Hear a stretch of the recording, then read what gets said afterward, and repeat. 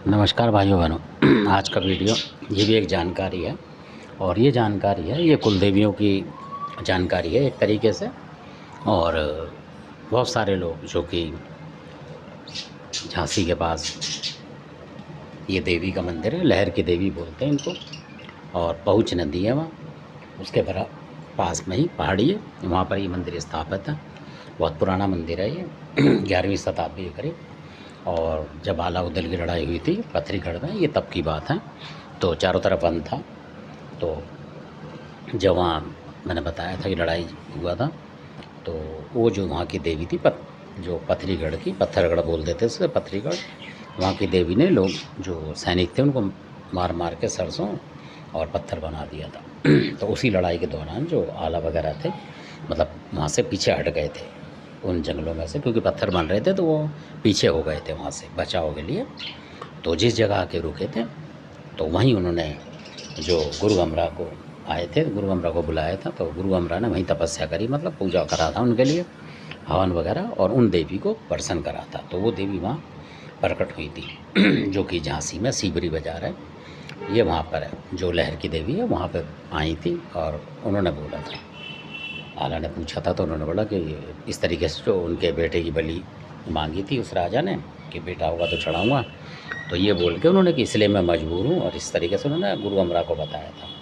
तो उसी जगह पे इंदल की ज्योति बलि दी गई थी, मतलब ये इतिहास है वहाँ का।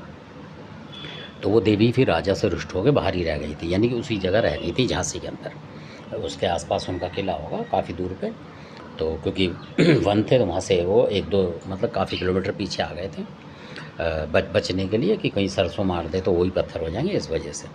तो वहीं उन्होंने फिर पूजा करी थी गुरु अमरा ने, और देवी को प्रसन्न करा था और जीत का वरदान मांगा था उनसे। तो ये तो इतिहास है।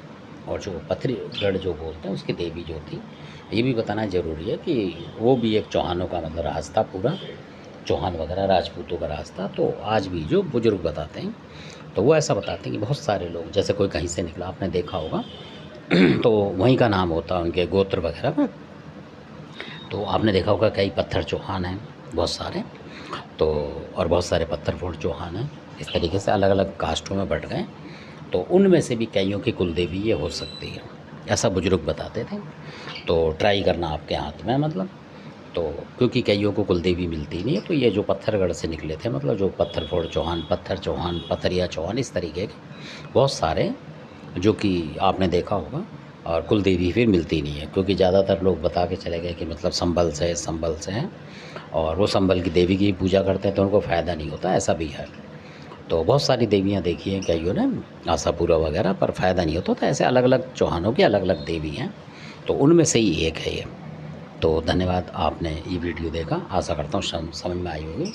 तो कई बार ऐसी देवी भी जो होती हैं कुलदेवी होती हैं, और काफ़ी लोगों की कुलदेवी हैं, और भी जो कई और राजपूत कास्ट हैं या और कई कास्ट हैं जिनमें जो कि क्योंकि कुलदेवी वहाँ मानी जाती है कि जो पूरे एक नगर में रह रहे होते हैं लोग, उन सबकी वो कुलदेवी होती है, सारे ही पूछते हैं उसको।